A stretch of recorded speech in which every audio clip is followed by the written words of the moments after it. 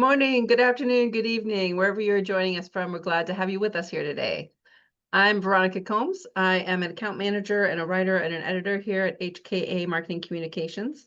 I'm very happy to be joined by with Mark with Mike Kilroy. He is an executive vice president here at HKA.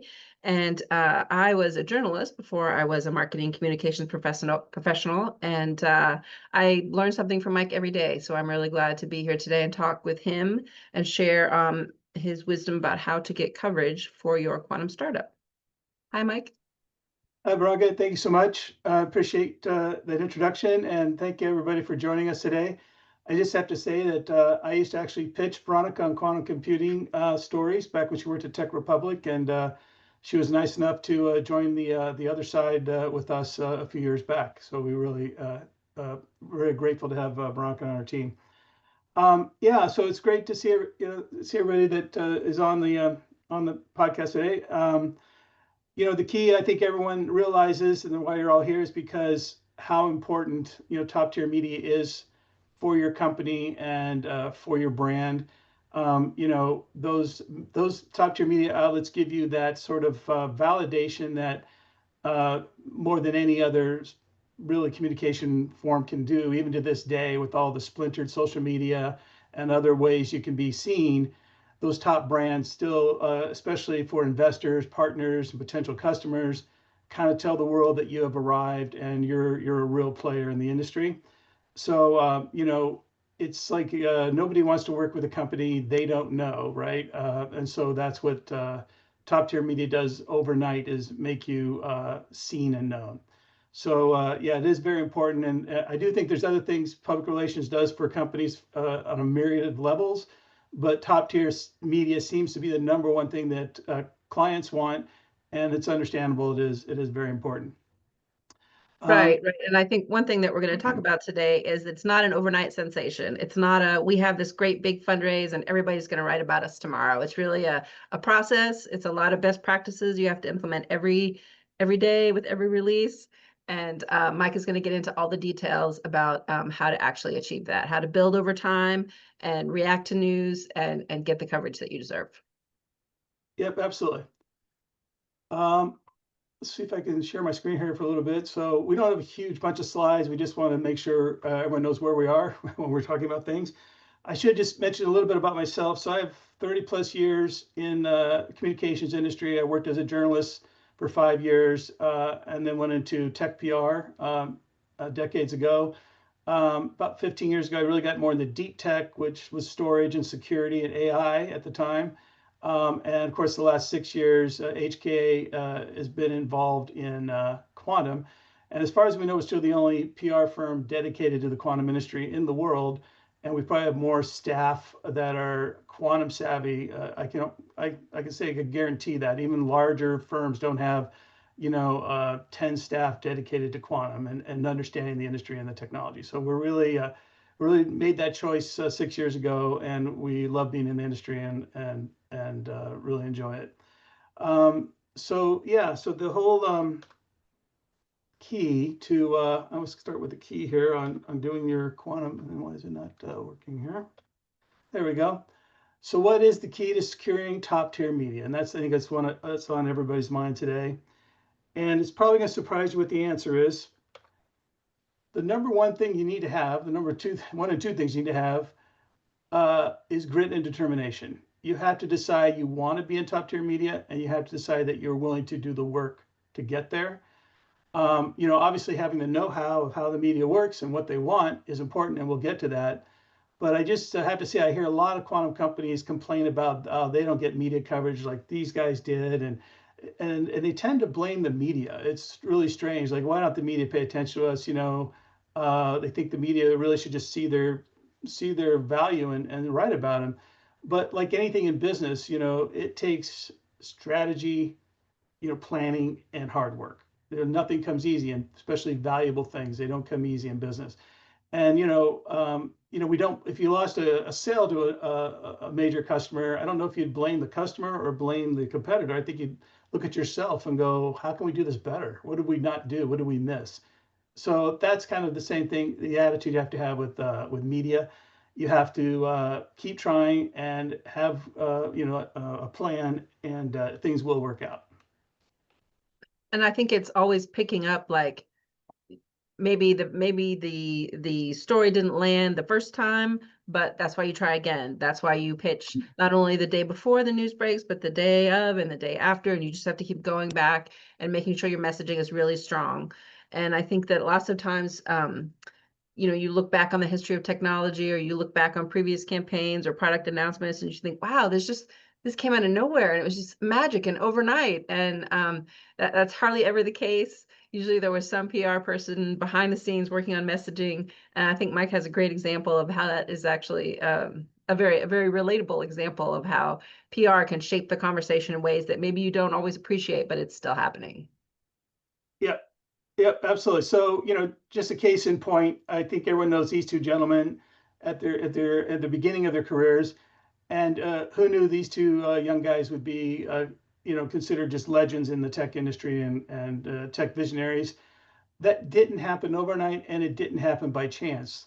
If you know the PR backgrounds on both of these guys, Steve Jobs took his initial seed money and immediately went to the largest PR firm in Silicon Valley and started his journey of making himself seen as a tech visionary. Bill Gates had a personal PR person from the start named Pam Ebstrom. She would tell people that he was, very brusque, very in his own world, kind of shy, like a lot of real technical people.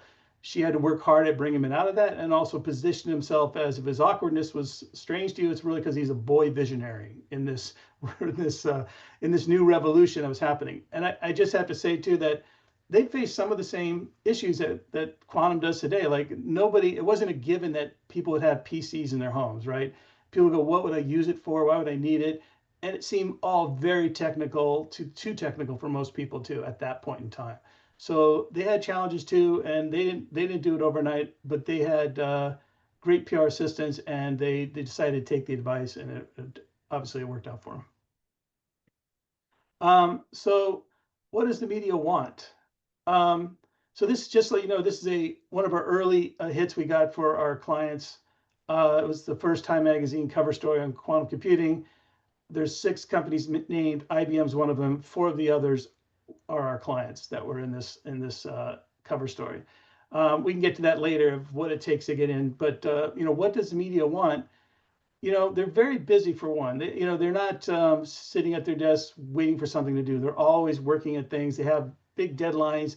They have to fill a news hole every day, right? And some of those people, some journalists are writing.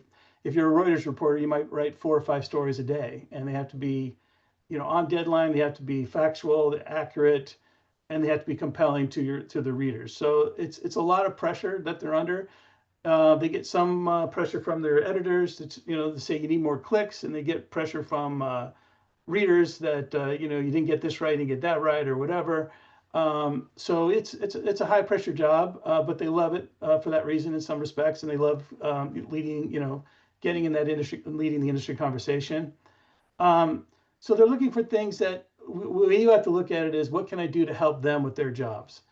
They're not a marketing service for the quantum companies. They are there to do their jobs, and they're not going to come to you. You have to go to their playing field, because they have hundreds of emails every day. I think Veronica can attest to this, and they can't get through them all. There's just too many. And these days they don't want to take phone calls. So you really have to find a way to break through the noise to get them to pay attention. So, Right. yeah, And I think one thing that we coach our clients on a lot is we have a better idea of what the media wants. You may lots of CEOs say, this is it, this is the news, this is what I want to talk about, or this is a really fantastic advance. And we know, because of our quantum expertise, that some of these milestones are very serious advances, very important, but an analyst or reporter doesn't have that background and that context. They don't understand why this 2-qubit gate improvement is such a big deal. So you really have to figure out what the media wants and give them that. And when you get in, then you're friendly, then you are a trusted source. And if they have a question that they think, this is kind of a dumb question, I don't want to ask, I don't want to look stupid. Reporters, like everyone else, do not want to look stupid. But if you give them what you want for the first few articles, then they'll come back to you, and that gives you a chance to talk about what you, CEO, vice president of engineering, whatever your role is, what you want to talk about. But you really, like Mike said, you have to give them what they want, at least initially, to get in the door. Yeah, yeah, that's absolutely right. Yeah, and I think most people understand too is it's very personal for journalists. They get to choose their stories for the most part.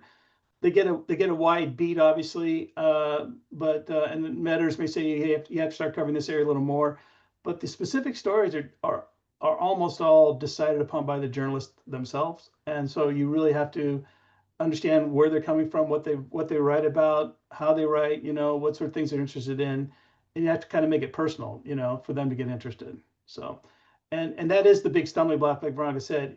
Quantum is scary to most media, and a lot of media jumped in after the Willow announcement, after the stock market just took off for quantum. And we saw a lot of mistakes by media, to be honest with you, but they were trying to learn it, and they still are.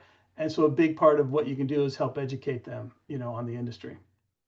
Right. And people think in terms of like breaking news, or we have this new paper that's published, or we have a new generation of hardware coming out. And those are really important touch points with the media. But there's actually several best practices that we know that we can look at a situation and say, oh, someone's going to want to comment on what this means, or oh, this is a chance to talk about how our work is relevant to the financial sector. So we know the best practices, and we can figure out which one is the best one to apply in a given situation. And I think that's what Mike is going to talk about next, how you can, the tactics, and more importantly, which one to apply to which situation. Yep, absolutely. So here we just talk about, checking all the boxes. These are the things, especially for a major announcement. These are the things you really have to have to make a dent in getting their attention. That first one, independent validation, we also call it third-party validation, is the absolute number one thing you have to have. They need to know, especially if you're a startup or a scale up or whatever level you're at, they need to know other people outside the company are agreeing that what you're saying is correct. These claims are significant. These claims are true. They can't afford to put their credibility on the line for your company, right? They have to have others validate, and it also validates it for their audience that, okay, it's not just this one company saying it, it's other people in academia, in business, like a major business partner, a customer, whoever it is. You have to help line those up for media before you go out with the story. It's not done by chance. They don't have the time to chase down experts. Sometimes they do, and they will do that, but other times you have to do it. Most all the time you have to do it and let them decide if they want to use your sources or other sources. So that's really, I don't think we can emphasize this enough. And we've had clients say, well, I understand why Google and and others don't have to do that, and actually they have to do it too. And we'll talk about that here in a second. So yeah, it's really getting academia, industry influencers, analysts, brand name partners, and customers to support your story. Secondly, peer review studies are really important. We found though with media, they will do a story on an archive paper. If you got that third party academic, 2 or 3 people to say, yeah, this is really significant, and they may go with a story, and we've done it many times actually now with Nature and Scientific American and top tier, sci-tech media, about these studies. They don't have, they may not be in a peer review journal yet, but they're covered. But most of the time, you want to wait until it's in Nature or in one of the other journals, because that gives it that third-party validation automatically, right? It's been peer reviewed. People saying it's good. This is overlooked too, like great images. I have to say, I worked in the heyday of .com and enterprise IT, and everybody knew how to make a great screenshot of software, have a great photo of your product. Quantum is still learning that. We see early startups still not getting that you have to have great images that look great in a story. I mean, sometimes that's what makes the difference between them using your your story or not, putting you in the story or not, is a great image. And video sometimes is great. They may include that, but it's also a great explainer to them if it's a 2-minute video explaining what's going on with this. Executive availability. I mean, you'd be shocked. I'm always shocked that some of these executives, they really want to be in top tier press, and then they'll say, well, I got a meeting, I can't talk now, and they make it hard to line up an interview with the top tier media.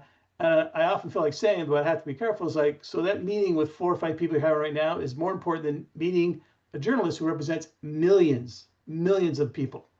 I mean, to me, you have to kind of weigh what's the importance here. And you're not going to get in front of millions of people very often. Now here's your chance, and you have to come to them, and you have to make sure that they get what they need quickly, because they can move on to others. A lot of times it's whoever talks to them first gets the coverage.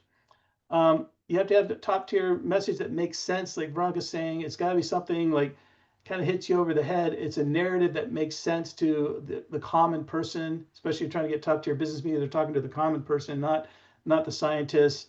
It's got to, like, you have to work on that to figure out what is the message here that's really going to resonate. And then there's this thing called embargoes and exclusives. You have to decide, are we going to go after one top tier media and let them have it first? And you have to not pitch it then to anyone else and let them have it first for a few hours, and then everyone else can go and you can put your news out. Or you do embargoes to all sorts of people. But either one, you usually almost always do both. You don't just announce the news and expect media to cover it. The day they're already late, they already got plans, they're already writing other stories. Better to give them a few days in advance. Let them think about it. Let them digest the news. It's usually pretty technical. Let them talk to their to the validators, and then they can write their stories. So you want to give them time, and not surprise them with the story the day of. And the releases and blog posts, we found too that it can use a blog post now these days, and we've seen top tech companies do it, that tell your story, and you can be pushed out there like a press release. You can do it embargo, and you can tell them it's going to be posted at this point in time. That works. But with either release or blog post, you have to use very common language, especially in the headline and the first couple paragraphs. It has to tell a story, a narrative about what it is, what's the benefit of what you're doing, and then you get in the weeds of how you're doing it. And then the last thing I would say is a relevant media list. You just don't want to spam everybody. You don't want to hit everybody at Bloomberg or Wall Street Journal. You want to hit the people who would care. And I always say, if there's a 30% chance they would be interested and wouldn't be mad I bothered them, then okay, they made the list. So that's what I look at it. And I would say a couple of things observations I would share, especially with executive availability. Reporters are just as busy as everyone else, and they don't have hours to talk. They have 10, 15 minutes. So it may seem a little intimidating. Oh, I don't have an hour to talk to this journalist. Well, you don't need an hour. You just need to have your messages ready, to know what the news was, right? Sometimes we put together an FAQ for a particular news announcement, so you have the points right there in front of you and you know what to say. So executive availability is really important, and it's not as scary as it sounds if you're trying to, grab those 10 or 15 minutes off your off a CEO's or an executive vice president's calendar. And then thinking about the writing something people can understand, I think that's really an important skill that we have here at HKA. We can translate, right? We know what the scientists are saying. But we also know what people understand, what's more common parlance. And so we're not rewording releases to be difficult or to make the approval process longer. We're making sure that your message is specific and clear and compelling. And sometimes that means taking out a few details or emphasizing one thing or another. And again, Mike is really good at knowing the hook. Sometimes I'll be writing something and think, gosh, what is the most important thing? And Mike will say, it's this. And I'll think, how could I miss that? But Mike knows what the hook is. And that is really important. If you have no hook, no one's going to open your email, much less your press release or write about it. So that it's really important. Sometimes I think clients are a little bit, well, why do you want to talk about this? This isn't the thing. And we're like, well, actually, if you look at the past coverage, if you see what people have covered in the past, if you see how much a particular publication writes about quantum, all those things go into how we write releases, how we put together media lists, what we recommend, what strategy we recommend for a particular announcement. And I know this looks like a lot, and it's hard to get it right every time, but you have to try every time. And everyone wants the coverage that Google gets, that Microsoft gets, that IBM gets. And I'm sure you all remember last December when Google had its big quantum announcement, and we were talking internally about how they did all these things, which seems really difficult, but they did it, and Mike is going to explain how those things are reflected in the announcements and why that contributed to the impact the announcement had. Yeah, thanks, Veronica. Yeah, so people think the top tech companies don't have to do all these best practices, and we saw Willow come out, and we saw exactly what they did, and it's everything we tell our clients to do as well. And so Google played it exactly by the book. They didn't just say we're Google now, cover us. They made sure I think people in the audience probably know they did that paper on that announcement, the Willow announcement back in summertime. They had it on archive, so the industry knew about it, but they were patient. They waited for Nature to do a peer-reviewed look at it, and they timed everything to Nature coming out, the Nature article. So here's Google waiting for that third-party validation as well. They also lined up top-tier scientists. Scott Aronson was quoted. I think John Preska was quoted. That didn't happen by chance. They showed them the study. They bought into it. They thought it was important, and they're willing to talk to press about it. They had wonderful graphics, from a variety of different, for different publications. They had a great explainer video by the head of their quantum hardware department. It's great to put people's faces and personalities onto things. They went to, it appears they went to embargo to like a top tier business outlet, then a top tier scientific outlet, and other outlets that don't necessarily compete with each other. So they kind of did a multi-pronged sort of embargoed approach. And their executives were available. They were being quoted. They spent a day touting it. Um, so it probably took 6 months of planning to make that thing that looked like an overnight story, like, oh, how great. But it's probably 6 months of hard work to get this thing the coverage that it got. So you just want to get, in every situation, you want to get the absolute optimum coverage that the announcement deserves, right? And maybe a little more if you can. And Google did that, all the way through.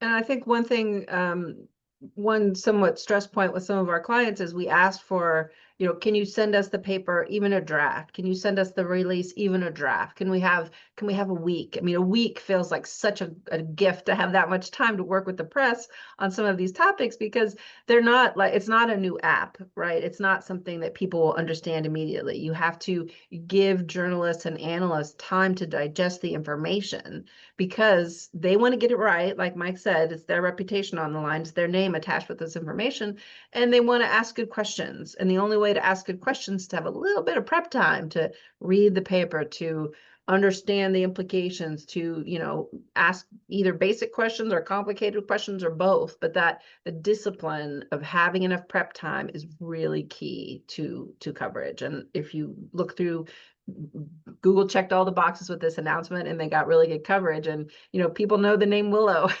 because of that prep time and the discipline. Yeah, and just briefly too, they did have their top line message, right? I mean, I think the industry felt the error correction was the really critical part of this announcement. It was a great advancement. But what did they lead with? They led with the 10 septillion number, right? That just got everybody's attention. Immediately was sticky, and for even the general audience, people, how could that be possible that they could do something that would take the life of the universe to do? That was just brilliant move by Google. And I think a lot of quantum companies are afraid of like overhyping, which you should be, but at times too, you do have to find the little kernel that makes it the hook, like Veronica was saying, the hook that gets people to pay attention. That's a fact, and that gets people to pay attention, and then they'll get the rest of the story. So Right. And this Google announcement, it had several components, but like Mike said, people zeroed in on that one big number, literally big number. But a product announcement or a new generation of hardware, that's not the only way to get coverage. It kind of goes back to some of the best practices Mike mentioned before. You have to be ready so you can respond quickly. And there's lots of stories, there's lots of ways to get in, right? Being on a podcast, talking about a big product announcement, talking about news, talking about policy. There's lots of ways in, and that's what Mike's going to talk about next. Yep, absolutely. Yep. So yeah, there are many ways in. So you have that big announcement every, maybe once every 6 months at best, but there's many other ways you can get into top tier press. And the funny about top tier media is the more top tier media you get, the more top tier media you get. They see you as a trusted expert or a trusted source. and they'll come back to you. And I've seen great relationships develop between our clients and the media. We got in The Economist early on for a client, and that reporter kept coming back to our CEO, and in the end, they started talking, and I get out of it because they were having a great relationship and it was working. So so if you're a helpful source, they'll keep coming back to you. So I just think, here's some of the ways you get in other than the big announcements is it's called newsjacking in the PR. If there's major news out there, you have to be right there to offer comment, preferably by the CEO, if not your chief scientific officer. And a lot of times you can just write up a quote or two that is your perspective, and it can be contrarian, it can be whatever you think. And then, we get that to the media who are likely to cover this major breaking story. And a lot of times for media, they're working fast, they're on deadline, they gotta get something fast. So here's a great quote. It's from an organization I know, I'm putting it in the story. You might get interviews from it too, but that's one way that you can actually get into a top tier media story with your quote. And I would just say there's rumors, they're pretty heavy rumors, that there is going to be an executive order on quantum from the administration, and it's happening soon. That's one place you could start thinking about, okay, when that comes out, should we have a comment ready to go? And obviously you need to see the executive order first prior to comment, but we hear it's going to be pretty positive. So, and then there's other ways in, like surveys. I can say in my previous life with like cybersecurity and storage, people would just do surveys of the market and ask a few questions that like would be interesting to them as well as the industry. And it could be what are your plans for implementing quantum in the next 2 years? Or you're talking to CIOs, do 25 CIOs or do 25 CIOs in a particular industry, and just survey them, and offer them a free Starbucks. Doesn't take a lot sometimes to get her answer, and then come out with this survey that you put together. And the media tends to love surveys, and especially with quantum now, they're trying for different angles, and that would be one way. And I've also seen companies work with research firms. Doesn't have to be Gartner, it could be a smaller one that helps you do that if you want to go like to 100 people, and they have the lists. So that's I've gotten clients amazing press by surveys, so it's really an important way to get in that sort of third party source material. And then being an expert source, being seen as an expert source, like The Economist did with my one client. You're willing to talk about not just your company, you're willing to talk about the industry and the developments in the industry. So you're not always being self-serving, even though in the end it is self-serving, because you're being invaluable to the media. I need a quick quote on this thing that just came out. Is this new development, this new study? What do you think? And to be a responsive person and a partner of the media trying to get their story right and get it interesting for their audience is critical. And so that's and more, the media landscape is expanding when it comes to quantum, and they're all still learning it, and they need expert sources right and left. And I know there's a couple of journalists, I think, in the audience that we know, and influencers, and that is a great role for you guys too, I think, and that you guys can be on that, in that realm as well, and you should be. And then events is overlooked a lot. Events, Q2B, only draws 5 or 6 media every year. It can have top tier media there. So Richard Waters of FT was there a couple years ago, and he didn't want to make any appointments, but then we bumped into him and we started talking to him. He said, I need to talk to your client.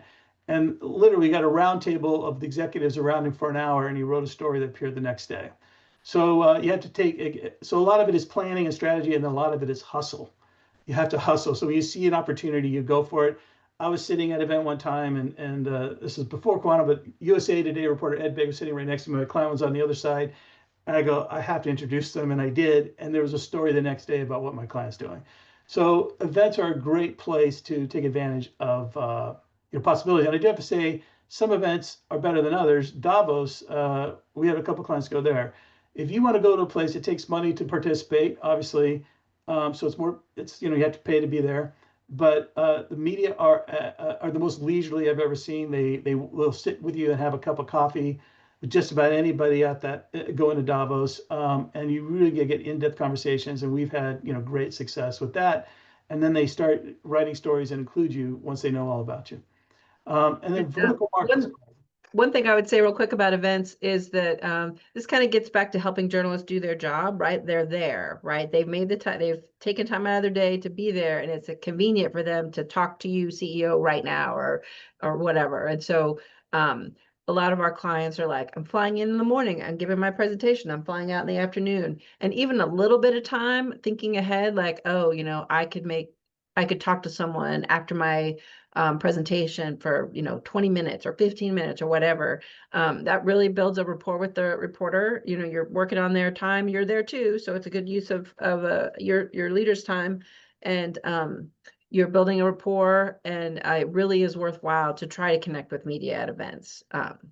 Yeah, Just a little pro tip about events. Go absolutely. ahead, Mike. Yeah, and I would add that even having your executive travel schedule is important because, if you're in London, there's a ton of media there. If you're in New York, if you're in San Francisco, there's a ton of media there.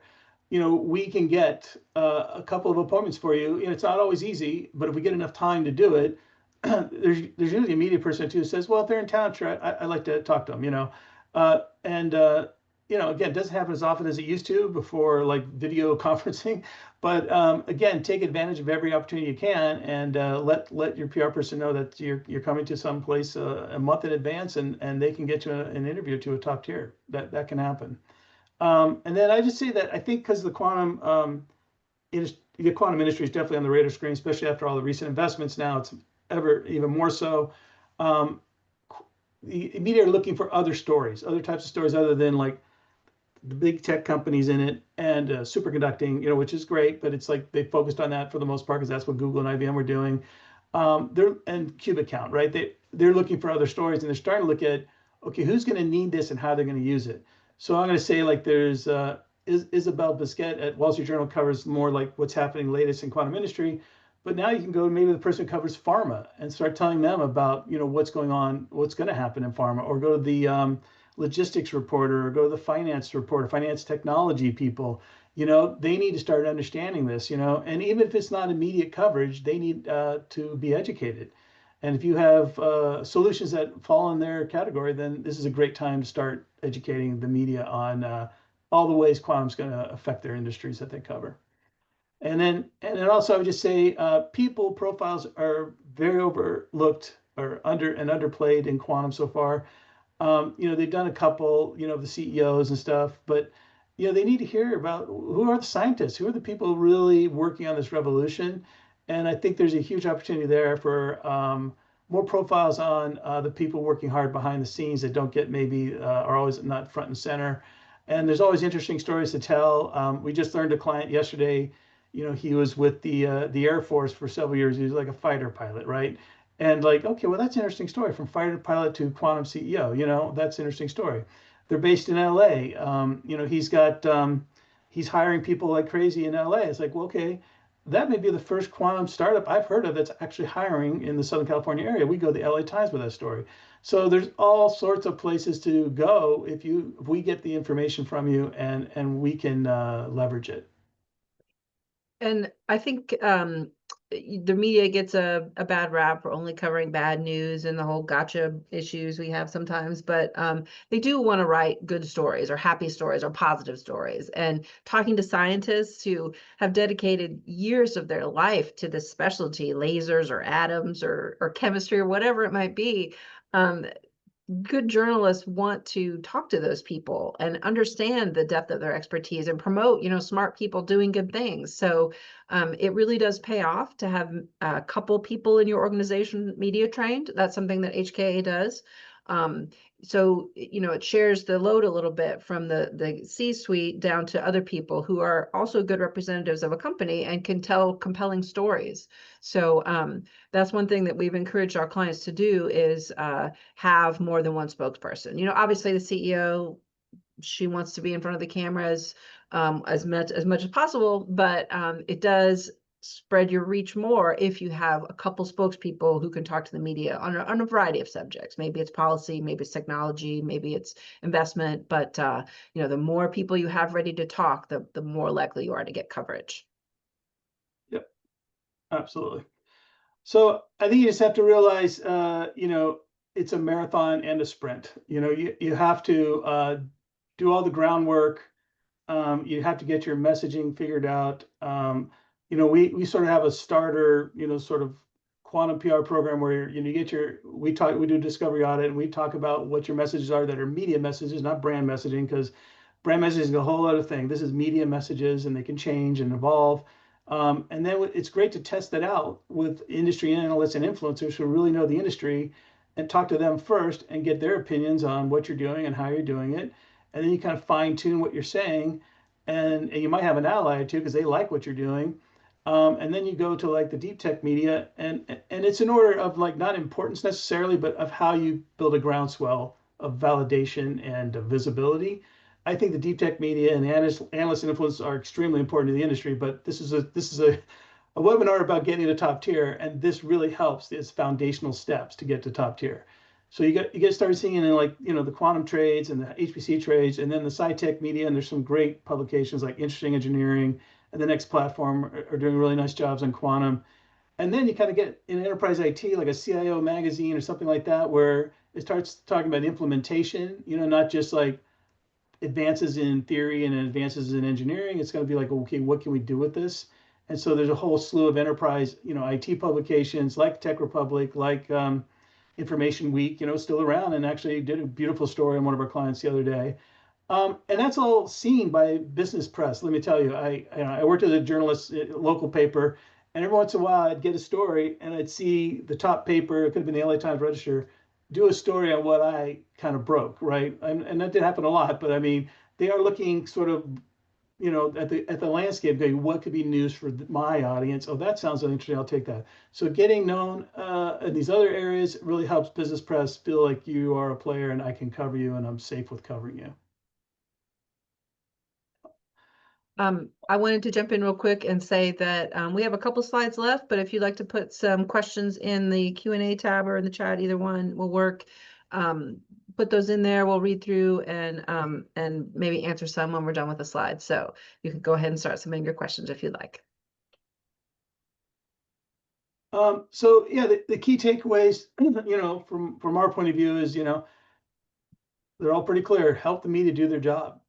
Don't be always concentrating on obviously when you have a media interested, you get, like Veronica say, you have to answer their questions first and give what they want. But they, like most reporters will tell me, I don't know what kind of story I'm going to write till I start talking to people. And that's why they're called reporters. They're reporting on things, So you have to be helping them and answer their question and help them. They have an idea what the story might be, but you might think, well, there's also more to the story. Let them know, right? That's also helping them do their job. If it helps your company in some way, that's fine, as long as you're helping them do their job, and get a great story. And treat media like it's your best customer. Don't be late with stuff. Don't be unresponsive. Don't change interview times at the last minute if at all possible. If you wouldn't do that to your best customer, then don't do it to media. Because I treat every media interest like gold in my hands. I go, okay, they're interested. This is great. Let's make this happen. And you should too. That's my best advice on that. And offer stories. Not advertising. And I know it's really hard because companies get into their own mindset, and it's completely understandable. You work on something for so long, and you're very excited about it. You just want to tell your story all the time, but you have to have a little context of what the media is looking for and how they're looking at this. So you have to do that extra level of, I'm going to step outside myself and figure out what is this story to their audience, and it's not just me. It's about them. And be responsive, like I was saying. And then third-party validation, really critical, and great visuals. I think this Wall Street Journal story, they did a story on quantum navigation, and we have a quantum navigation company, and we're pushing it out there. But they had a major partner, and they had this beautiful photo of a plane over the Golden Gate Bridge. So they're based in the Silicon Valley. So they took two planes out that day. It wasn't a drone. It was two. It was in airspace. So they took a plane, and ours is a normal plane, that supposedly has the navigation on it, and this beautiful shot from another plane over the iconic Golden Gate Bridge. Guess what? Story that the Wall Street Journal chose. They chose that one. It's just too good. So that's the kind of stuff that really pays off. And I would say that you don't need a library of visuals. You don't need 20. You need like 2 or 3 or 4. One thing that we talk about a lot at HKA is the prevalence of the chandelier, right? That's a beautiful image, nice design there to catch people's attention. But those of us who know that there are many ways to build a qubit, and superconducting isn't the only one that is potentially visually appealing. So it's an investment of time. You think about it, you loop in a designer, you think about what pictures, there's lots of cool pictures, right? Lasers or freezers. There's lots of ways to get a visual element in there. And that can become a dominant image, right? You can think of how many times you've seen the chandelier across the media. And so we're helping clients get their own modalities out there and sort of expand the visual world of illustrations for quantum companies. And I did want to make one more point about third-party validation. You don't need everyone to vouch for you, right? You need someone who can have a neutral point of view. You don't need every influencer to promote your news or your advance. You just need a few people who can speak to the subject. And if you look through some of the top tier coverage, there's a phrase that pops up a lot: an expert not associated with the study. That's sort of Switzerland from a journalist's point of view, right? That's someone who doesn't have a dog in the fight, isn't trying to sell you anything. It's just like, well, this is the history of superconductivity research, or this is why higher gate fidelity matters. It's a source of truth for journalists that can really boost their story. And some publications, if you don't have a third party validation, you can't write it. Your editor will say, well, who else did you talk to? And if you could say, well, I talked to this professor who's not associated with the study, that really does increase your chances of getting coverage. So that's why it's worth the investment of time to find somebody. And we can help with that, right? We can tell the professor or the engineer or the researcher or the CEO, this is the scope of questions we're looking to answer. And this is not what we want you to say, but this is the topic we'd like you to explain. It's generally the way we approach it. Right. Yep. And I do have to say, persistence is key. I should say polite persistence, both for us with clients and for us with media. So with clients, there was an esoteric paper that they wanted to make a big deal out of, and okay, can we get a third-party validator? And we kept going up the chain of who might know a good validator from an acquaintance or someone that maybe was a contractor at one point and didn't, not working with the company anymore. And it ends up the CEO knew the person who actually wrote the book on that topic. I mean, he literally wrote the book on the topic. And he goes, well, I did work with this guy over here, and he'd probably be willing to talk about it. Perfect. And it worked out to be a great story because we had a complete expert saying, yeah, this is a great thing that they're doing. And on the persistence side, we had Politico was interested in one of our Australian clients who were in town for the Quantum World Congress. And he didn't really have, the reporter said, I don't have time today. I really do want to talk to these guys. Maybe if they get them before they leave back to Australia, because the time zones are always hard, So we have a great staff member who worked really hard at making this happen. The reporter wouldn't get back to us because he's busy. It wasn't because he's being rude, it's just busy. So she found his cell, which is hard to find these days, and texted him, said, we just want to make sure you can still talk. Didn't respond, and then called him and just politely said, I know you really want to talk to him. He's only in town for another day. Do you want to do it today? He goes, I'm so glad you got a hold of me. I really put that aside and I completely forgot. Let's do it now. And the CEO is getting into a cab, and getting to take into the airport. And he goes, should I do it now? As long as he can hear what you're saying, we're fine. The CEO is responsive. So that all happened, and we're waiting for the story. That just happened last week, and we're waiting for the story to hit. But I think it'll be a great story. I think he asked a lot of great questions and got a lot of great answers. So. And I would make a plug for regular check-ins. The best way for us to know what's happening at a company is to have regular check-ins with the CEO, because sometimes he'll tell us something we didn't know, or he'll put an issue in context, and we'll say, oh, we can get a column out of that, or we can talk to this reporter because they covered this in the past, or this analyst was curious about this. So that regular communication. Lots of our clients are down in the weeds, rightfully so, right? They're trying to get stuff done with their hardware, their software, or their partnerships. And we are a little bit above the fray and can provide a broader perspective and say, oh, this is really news. This will resonate. And the coverage that we've gotten recently for clients really reflects that expertise and understanding of the quantum industry, but also what reporters are interested in.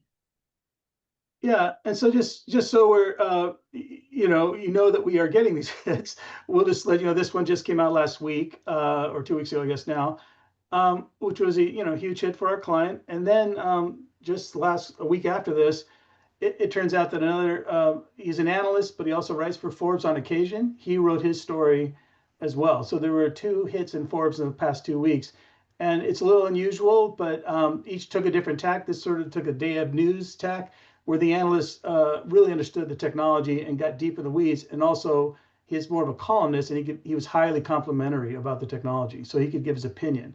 So this just happened in the past 2 weeks, and again, we know John Coetzee really well, and we know the analysts that wrote about it too, and it helps that they trust us to deliver good information in a timely fashion and let them make their decision on how they want to cover it and who they want to talk to. And that's why they like working with HKA.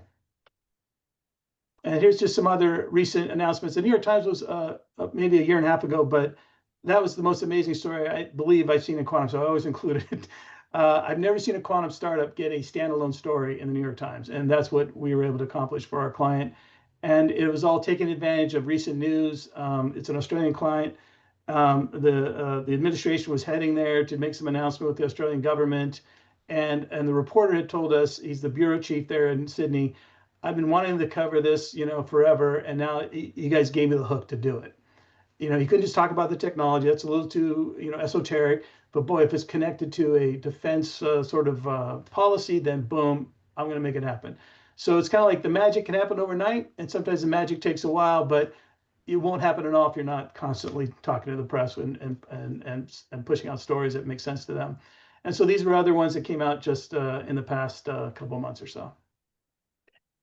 And I would say that one thing that I've noticed over the 3 years that I've been working with HKA, there are some general best practices for marketing communications work, for PR work. But then what we really bring to it is that we understand the quantum industry. And you can't always apply what worked for a consumer tech company to quantum. It's deep tech, it's more complicated, the timelines are longer, the science is more complicated. So there are general best practices, but at HKA, we understand how to apply those to the quantum industry. And that's what helps us get this success with all levels of media and with podcasters and influencers and just the range of people who are writing about and analyzing quantum. Yep. Yep. As everyone knows on this call, it's not easy to jump into quantum like overnight. It's not something you just learn overnight. And we've been doing it for 6 years now. I had a deep tech background to begin with. It was a little easier, but still difficult. I would read over papers, and this was before AI could maybe summarize it for you. But we learned it the hard way, and I think to this day we're the only PR firm that really knows the industry and knows the technology, to be honest. So I think that it's time to switch to questions, Mike. I see we have our contact information up there, and we'll follow up with folks after the webinar. I think that one of the most common questions that we get is about how to get started. I have a company that's been in stealth for 2 years. What's the first thing that I do to get a PR campaign started for my company? Yeah, good question. I think it's having a conversation about what your initial goals are for communications and what your business goals are, and then aligning your communications with that. I think there's just more media interest now in quantum than ever, so you really can get some traction pretty quick. There's a lot more places to go, a lot more people covering it. It's kind of like what I said earlier about, we really recommend, doing a discovery audit, researching the competition, figuring out like a kind of a SWOT analysis of where your strengths and weaknesses are, and then figuring out that narrative, and then going to the influencers in the industry to talk to them about what they think about it, and if they want to cover it, great. If they don't, that's fine. But love to have a conversation, and then go to the industry analysts who are interested, and make sure that you get your message solidified. And then you start looking at it's best to do like a timeline of announcements, and you start to figure out, okay, what's the most important one, what's the next one, what's the next one in the next few months, and then you start putting them out there, and make sure you do all the best practices that we talked about. So yeah, it's from my point of view, it's almost like every company has its own special thing, and everything that they want to say is different. But there is this process that works, and I think for some reason there's a lot of quantum companies, or just companies in general these days, don't understand there is a process, and if you follow it, you'll get great results. Right, right. And one thing that we've done a little bit more of over the last year, I would say, is podcasts. We there are some dedicated quantum podcasters. The Quantum Spin by HKA is a very good quantum podcast, if I may put a promotion out there for us.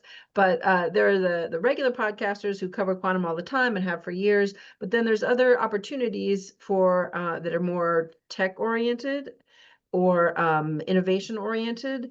And because of the rapport we have with our clients and our awareness of what their announcement schedule is, sometimes we know a good chance to slot into some of these broader tech podcasts. And I think that's been a really successful strategy for us. Mike, would you agree?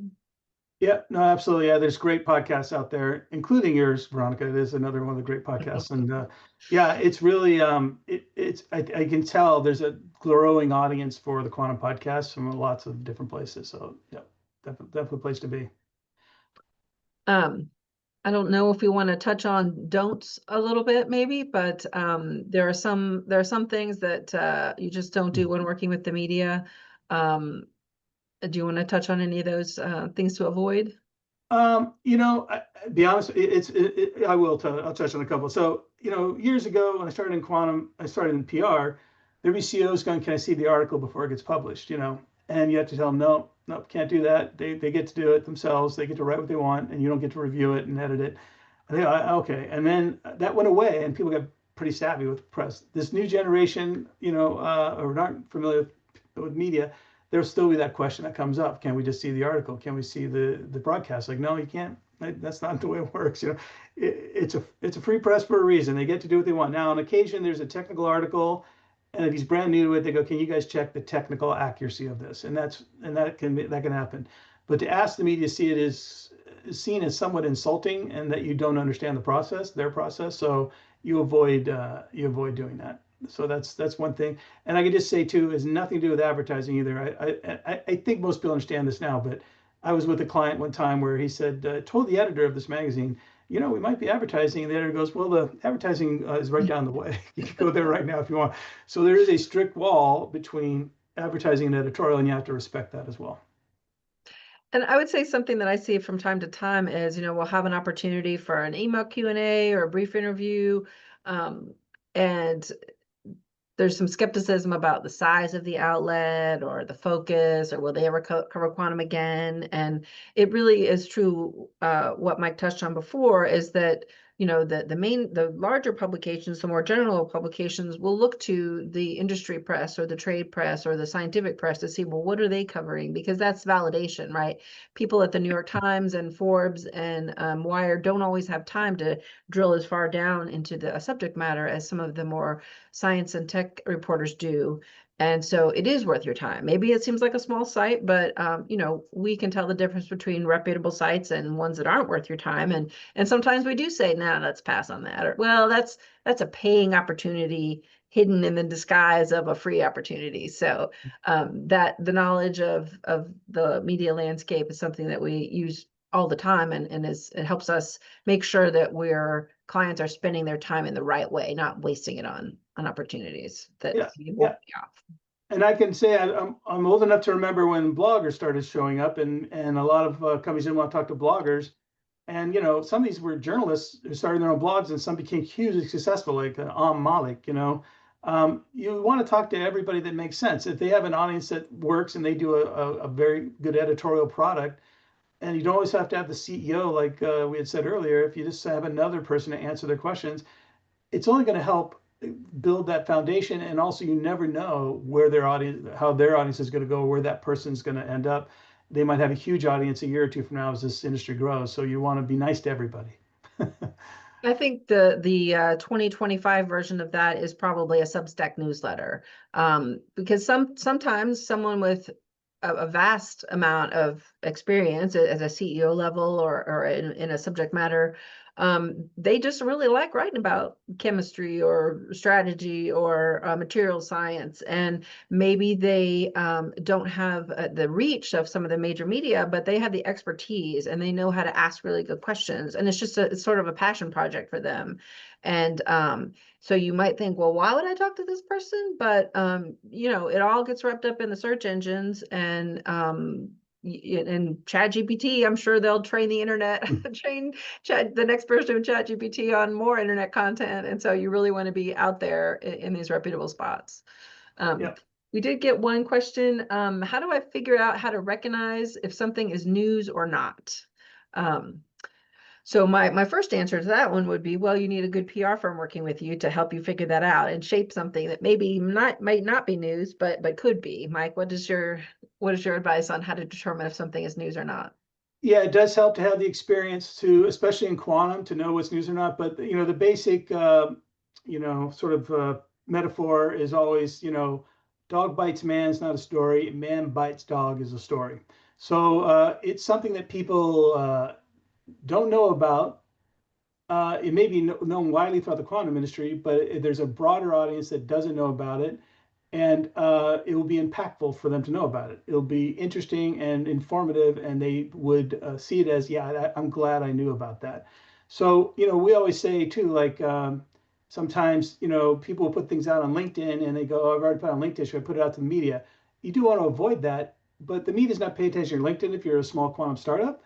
You can probably put it out as a release because it's news. If the media hasn't seen it before, then it's still news. If the media and their audiences have not seen this before, then it's still newsworthy, possibly. So you can do that. So yeah, I think it's if you work with your PR person and there's we do weekly calls and we're always kind of grilling our clients on what things are happening and we try to be that figure between the kind of the media figure for you without going public with anything until you agree, of just pinging you with questions and trying to dig down deep of what's going on in the company.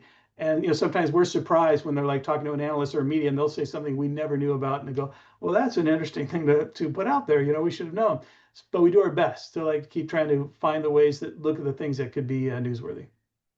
And I think one of the reasons that you do have to have just this consistent effort is that you never know what's going to grab a media person's interest, right? I remember when I was writing, you would get an announcement, you think, well, that's interesting, but not enough to write a story about. And then maybe you get another one in a couple months later. And then maybe by the third time, you're like, wow, this company is really moving along and accomplishing interesting things. And so, I would have a little folder in my inbox and I would put, news from a particular company in there on a particular topic. And I could go back and say, oh, look, here are the 3 releases and here are the people. And then you're ready to write an article. And it's only because you had those 3 announcements. And maybe it takes 6 months, but you've got the information, you know why it's relevant, things are phrased in a way that's easy to understand. And then you've got coverage that maybe you weren't expecting, but you got it because you were taking it's a marathon approach to PR and working with a trusted advisor.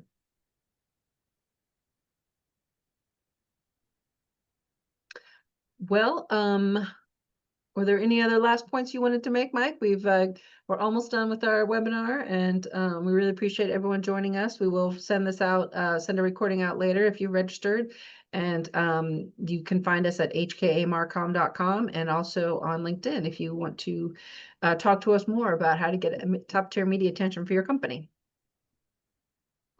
Yep. Thank you, everybody, for joining. Really appreciate your time, and hope you learned some things that'll be helpful. Let's see. One last question. How different is it to get UK coverage versus US coverage? It's the same basic principles. I think that's a knowledge of the media that are in a particular region. We have lots of European clients, and so we do specialize sometimes. Mike, what would your take be on that last Did he question? say between Europe and US or UK and US? UK versus Okay. US, so Yeah. Europe. Yeah, it's all very similar. It's good if you have a UK-centric announcement, like there's a partner or you're in the London or the environs, you would want to do it like maybe their time. The release goes out their morning. It's sometimes just similar, just time zone things. You want the media who are the most important or the most relevant to have it their morning, early morning, so they don't get busy in their day and not see your announcement. Everything else is all still the same. The media in the UK work similar to the US. There were some minor differences maybe years ago, but now it's all very similar in how they work. And the good news is we have the greatest media database there is in the world called Muckrack, and we can hit anybody anywhere in the world. And we have actually got very well known in the Australian media. They know us better than maybe the Australian-based PR firms. And we do work with partners as needed, especially like German language and French language is really needed in those countries if you really want to hit their journalists. And so we work with partner companies in both countries for specialty releases for them. And sometimes there are podcasts also that are really UK centric or France centric or German centric or whatever. So that knowledge of podcasts helps us tailor coverage, tailor pitching as well. So thank you all so much. That was our last question. We really appreciate your time and attention, and we hope to see you soon on the internet or maybe even in real life.